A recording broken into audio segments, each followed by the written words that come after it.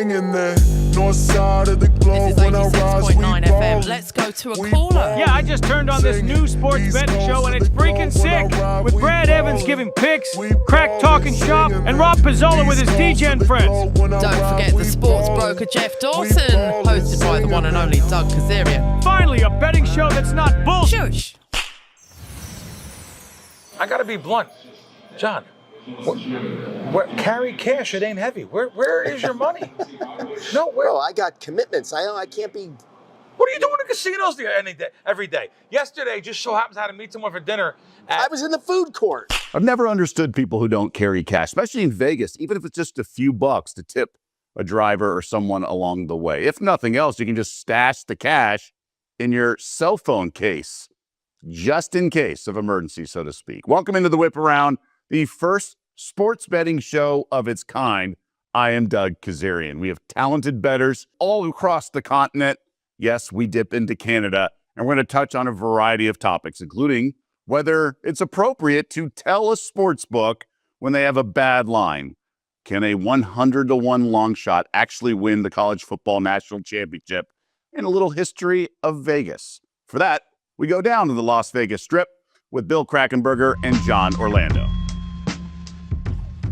Listen, he didn't like the name Bugsy Siegel. I know that, Ben. But he's a big part of this town. Yeah. But it's also a part of the town that people want to forget. Like a lot of the executives in the fancy corporations, they don't want any mention of even Howard Hughes being so eccentric. Of course, the mob back then, the Chicago mob, Mo Dalitz bought him out. They don't want none of that stuff. You know, he was at the top of Desert Inn. Mo Dalitz ran the Desert, owned the Desert Inn. Right. And Hughes was at the top floor, and they were charging ridiculous money. Right. And they lived there. Lived there. Yeah. Wanted to throw him out. He said, listen, I need my room back, Mo Dalitz said. Yeah. He said, I'm not leaving. He said, name a price. And Mo's like, you know, F you, I'm not naming no price. Just give him my... And he said, just name it. And his board, his guy said, why don't we go off, you know, 60 million. It's worth 20 million. 60 million. 60 million. Okay, we'll take it. 60 million, wrote a check. Howard Hughes is a billionaire. Yeah. You know, eccentric billionaire. Yeah. Matter of fact, his office still stands. It's a green building. It's in back of the Spear, back of Bally's there somewhere. There is an office, a green building. If you look it up, Howard Hughes, that was his office that he came to every day and used. It's still standing from 1950. Have you heard that story? He was in the Desert Inn and he's watching TV. I think local Channel 5, TV5. Right. And I don't remember the movie, but whatever his favorite movie was, and it was just ending, so he missed it. So he calls the station. He asks them to play the movie again. They say no because it's not on their schedule to play, whatever. So he buys the TV station the next day and then plays that movie for 24 hours. It's a shame how we wound up at the end. Thought this would actually be a big conversation. He says, is it a bad idea to cash out a bet if the line starts moving the wrong way on you? We'll start with you on this one, Rob. Hopefully some good advice. So understand that when you're using the cash out feature, if he's speaking about a traditional cash out, no matter what, you're going to get offered a bad price. For the most part. Almost always. Almost always. There's what some if exceptions. then, let's say you're like an aware bettor and you see a book like Penny is moving a number, but the square book that's giving me a full refund isn't. Yeah. That could be what he's... That could be an instance maybe where what he's do it. asking about. Absolutely. Yes. I rarely try to get out of positions. I hate when people are like, oh, I bought out of that one, because they've just paid vig a second time on a bet so that they can get out of a position that probably still had like a 48% chance of cashing. You know what I'm getting at? Lots of people just do that. They're like, oh, I wasn't feeling this one anymore. Someone else I know, so I bought out of it. That's generally like a really, really bad idea. So even if the line's moved against you, oftentimes you're better off just riding the original bet from a expected value purpose. But there are some instances. The one you pointed out was a great example. Maybe the book that you betted at like has a stale price and you can get a cash out at a good number. There are certain instances where that will work. But I don't want to say it's a bad idea. This kind of goes back to the content piece I did a few weeks back on it depends on who you are and like your understanding of all this. But what if here's the problem. You know how when you're betting a football game and you want them to like do the thing you don't want them to do? Yeah. It's like it's a fourth short and you like want them to punt. Yep. and they're like going to go for it, and you just wish they punted. Yeah. The book wants you to cash that out. I think in general, the book Like wants the you book to use will the cash happy out to button as take, much yeah, cash it, take it. Well, even if it's a few bucks, like sure, you don't want that bet anymore. We've skimmed the top and we've taken a 12% of it. Want it back? Go for it, man. And on top so of that, you don't want to do what the book wants you to do. I don't. Well, I think that's a good rule. It's not bad. You then create the scenario where people start to like bet against the public because they want to be on the side as the same. You know, but that's a bit different. Sure, I agree. It's a good rule of thumb. Also, like remember with the cash out feature as well, there's an added incentive for the book that you get the money in your account right away that you can use on something. You can bet on other things. And like just off my experience in the space, people who tend to use the cash out button, they tend to find something to bet right away, right afterwards.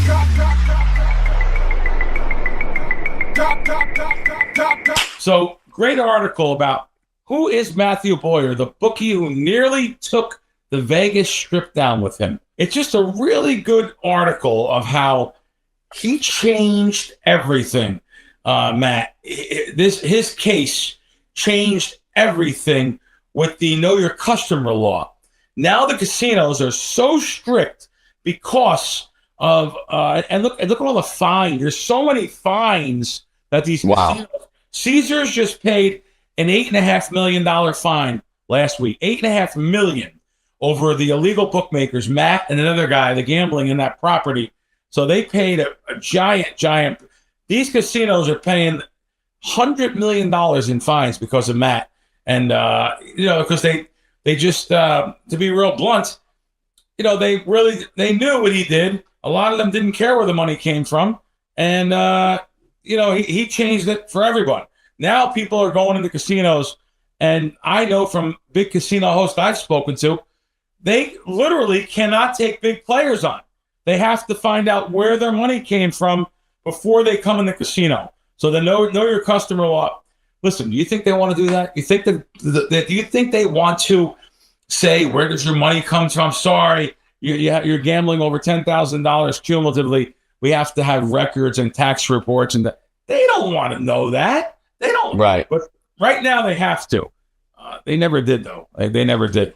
Ultimately, big picture, it's probably for the best for everyone. Although advantage players truly love and value flying under the radar. Now, it's not that they're doing anything wrong.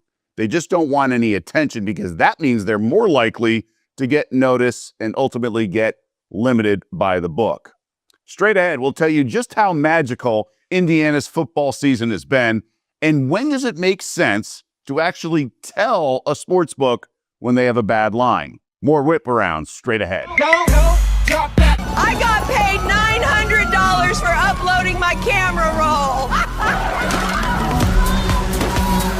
I made $420 uploading my homework. I paid my car payment with money from my data. Upload your data and get paid. I got paid $320 for foot pictures. I made $800 for all my Screamo videos. Upload your data. Make money. AI companies are paying a lot of money for training data. So upload your content and make it rain, baby.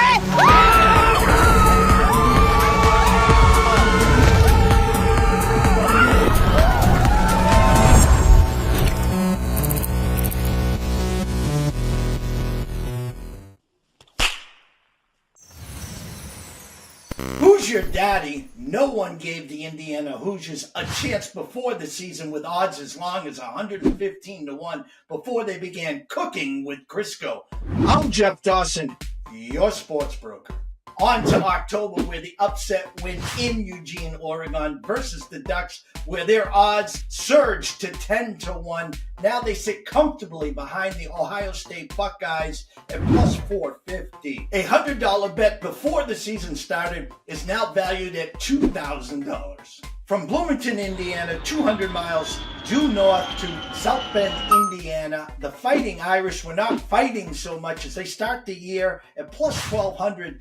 Your runner-up to defending champ Ohio State, but losses at Miami and home to A&M by a missed extra point. Odds plummet to plus 3,500 and even plus 250. To make the playoffs. Have no fear. The Irish then rip off 10 in a row and now find their odds basically where they started. But an investor that invested $100 after the 0-2 start finds that ticket now valued at $350.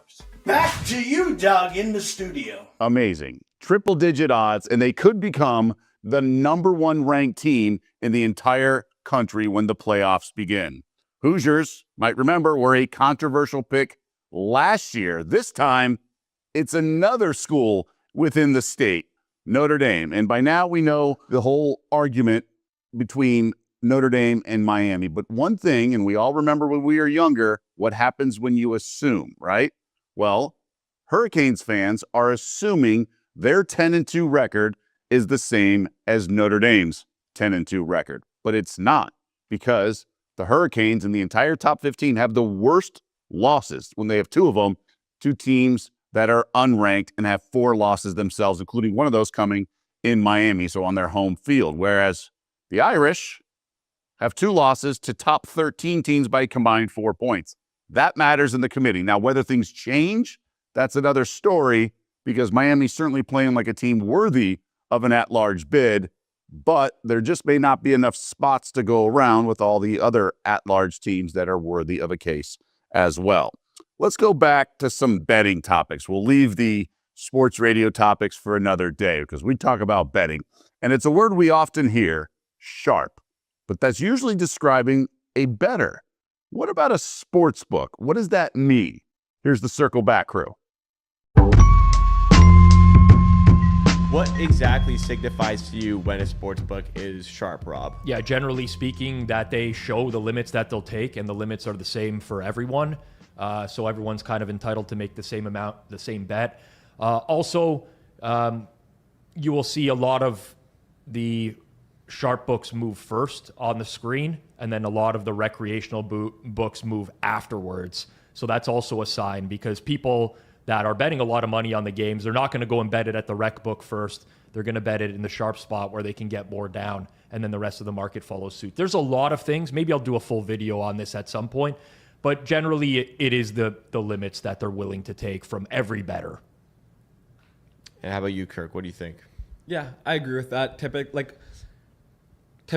a sharp book has an auto mover, profile sharp action, takes a bet from anyone, and typically their lines will be, better. They won't have as much like off-market stuff that's bad. If you're betting into them off-market, you're probably going to be losing more often.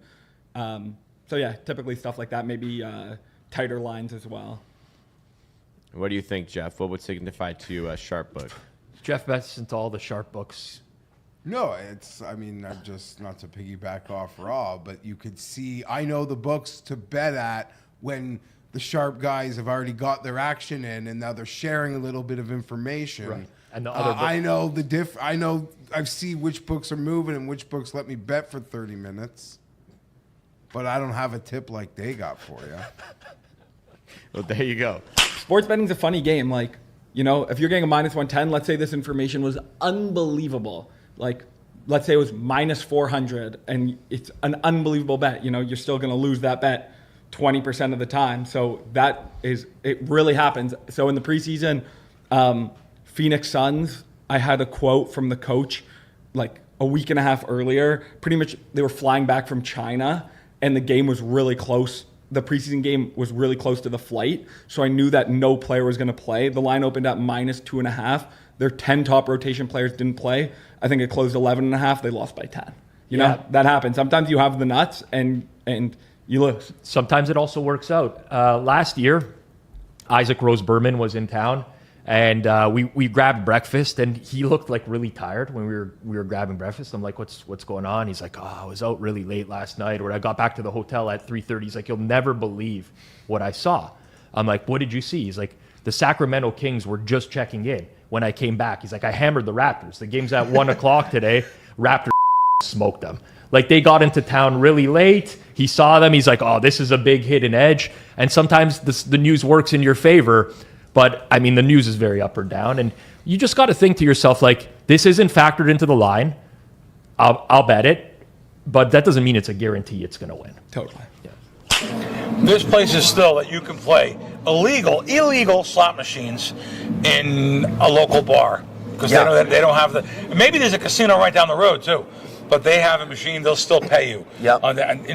Now it's amazing. Like I said, the things they go after, like those local card games, around the country. But yet these slot machines continue to operate. This is a recovering gambler who said he fears these high streets are being flooded with slot machine arcades known as adult gaming centers. Now, what I'm talking about is the ones I was thinking of I'm not going to say, but I will tell you these because I've been down there. I was down in Florida, and these shopping center strip malls with these little, it says gambling arcades that operate everywhere shock me. By the way, they hold like ridiculous percent. They're not they're not regulated. I talked about this in the past a little bit, but after my brother and I went to one, I was like, wow, this feels dangerous in here. Which one were you at, or do you know? I was in no, not that I don't want to say. I was in Florida. I was in by Naples. Oh, yeah, which is a nice area, nice, Florida, rich. Yeah. And but they have these little. You can see these they're called adult arcades, and it's just amazing. They closed them down and go after them. The governor's now going after them, but they do have these arcades in a lot of places, and I just wanted to talk about. Oh, well, John, can we ask you gentlemen some questions today? Awesome. So, it seems everyone and everything is the same nowadays. How do you guys like to switch it up? Everything Puma. All right. And is there anything you'd like to say to the youth of this generation? Don't be dumb.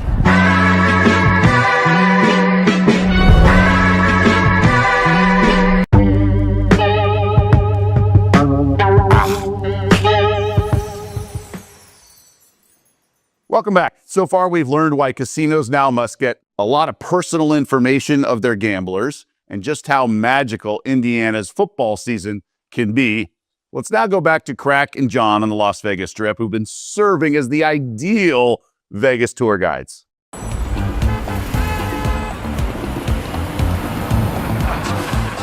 Downtown Binions. Suspected cheaters were still being marched into a hidden office in its Fremont Street parking garage for rehabilitation. So that's very interesting. Wow. This is very interesting. There's actually a photo of that little area at Binion's. Benny Binion, you didn't mess with. Benny Binion, if anyone knows, came into this town. There's a book about it called Blood Aces. He came into this town as a very strong man, I'll just say. He did a lot of things outside, I think Texas and stuff, and he came into this town and he had all his soldiers in line. I'll say that. But I love Benny Binion stories. I love the old stories of, Benny used to sit in the back of the place, and I was told he had a loan shark in there, and I know he took care of my buddy. My Vietnam buddy, he's 82. I don't want to say his name, but he went in there again. He was working at the Fremont next door, and he came in and lost like $1,000 in his uniform. So Benny Binion seen this, and he called him to the back. He goes, "Get in the back here. What are you doing with your uniform on gambling? You're gambling. You're gonna make it look bad for everyone. You can't gamble your money away." And Benny, whatever he lost, Benny said, "How much you lose?" He goes, "Here, go to the cage, take this piece of paper, go get your money back, and don't come back in here gambling. If I see you come back in here gambling, me and you are gonna have a real trouble." So that's a great story. I want to get him on some shows. He knows so many things about the town. Just think about it. A dealer in 1965 that he was dealing it, and he worked at so many casinos. He knows so many stories, but he doesn't. He's an old South Philly guy.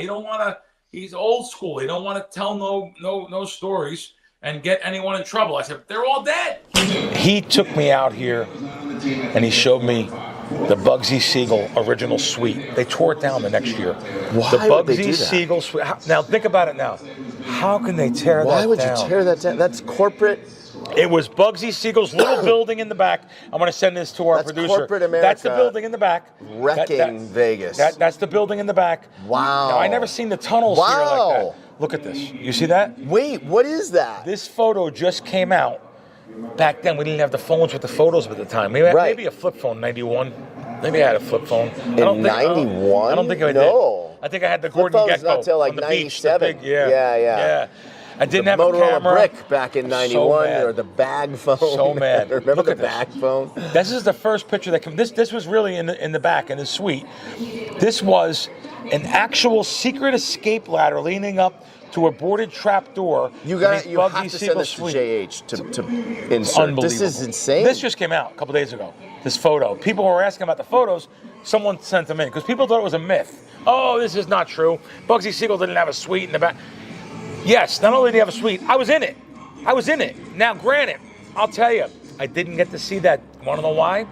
That was boarded up. Boarded up? With locks on it. And where did that go? That was the trap door to go outside in case they came out to kill him. It was right in the wall where people wouldn't even notice it was there. Right. Had a big photo on it. We pulled the photo off. He got the photo off. To see that was actually a door. It was actually a door, a trap door. I've never seen the photo. I've been in the room. I've been in that building right there. Right. How did they tear that down? Bugsy Siegel historian. That could have been a museum. They could have crushed it. So it was room 44000 of the Oregon building in the back of the Flamingo. That's where it had the secret garage. Literally, the garage had you could have a car, a chauffeured car in there, drive you, get you out of there. One of the best. Go ahead. Sorry. No, the story is enshrined in the building now. There's a plaque talks about it, but the Hilton Hotels demolished it in 1993. Wow. And it's amazing. No one mentions of it, but now there's a photo of it. One of the best movie lines ever. You're gonna try to kill me? I can't even kill me. And he's got the revolver and he spins it with one. Bugsy. I don't want to say I'm never going to be a guy that alerts a book to a bad price, because I have done that before for relationships that matter. But the reality is, as a bettor, you're kind of like, as someone who's trying to win, you're conditioned to look for bad prices. Yeah. So, what am I going to do? I'm not going to be the good Samaritan that's, oh, this one's off market. Let me email customer support for Sports Interaction and let them know. Like whoa, stop the clock. Yeah. Like, yes, you alerted a book for something. The sports book's your friend. The stripper's your friend. But you're doing that because you think either when they catch something nefarious I've been doing, they might go easier on me, or they might let me get through something that I caught them on next time that is in a bit of a gray area. So you are only doing it, you're alerting it because you're like, the benefit of alerting them outweighs what I will make on this bet. The stripper is not your friend. I'll give you the exact scenario. The exact scenario was with Circa. It was with Jeff Benson. I messaged him. I said, this is wrong. The reason I did that is because, one, I consider Jeff a friend, and two, we move a lot of volume through Circa, and they give us a good bet size. So, like, I don't want to be the person. It just buys me goodwill. With them, is all. And that's a scenario where I can see it. But you were doing a cost-benefit analysis of either trading on that info or sharing it with him. Exactly. And there's no such thing as getting goodwill with DraftKings. Like, that's just not, right. It's like a totally different. Yeah. What are they going to do? They're going to increase my limits from 10 cents to 20 cents. Yeah, like, exactly. what am I going And I'm not making like Circa and Stevens and Jeff out to be like the little man. But yes, when you go at DraftKings, you sort of feel like you're in Walmart. When you're at Circa with that relationship, you feel like there's a little more back and forth. It's with your like this, mom pop. Yeah, a little closer. I wouldn't go full mom pop, but closer to like a mom and pop vibe. Bingo. And that's credit to Derek and Jeff and their operations. They're great. Personally, I've been there myself, and I definitely alerted the book when I knew there was a mistake, but it was transactional, so to speak. I knew it was a clear mistake, and it was a manual error, something like a football team plus 20 instead of minus 20. I wasn't going to exploit it, so I earned goodwill by sending a message to an odds maker or a bookmaker. Now, that's just the world we live in. There's a give and take, both sides of the counter. All right, that's going to do it for this edition of the Whip Around. Hope you enjoyed the show. For the entire team, especially those behind the scenes, I'm Doug Kazarian. We'll see you back here next time.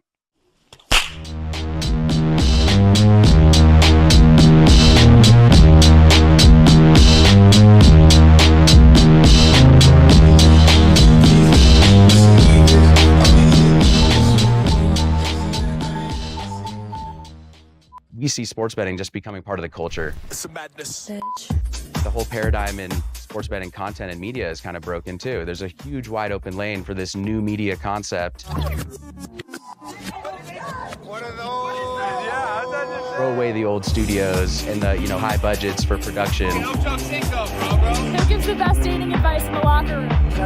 Bring the best content creators together under one umbrella and let them stick to what they like to do, which is creating great content. Look at the handle, 790 million. Caitlyn is actually so much bigger than Tiger. There you have it. And it's not just sports betting. That hits the pleasure center of the brain. Rush, rush, rush, rush, rush, rush.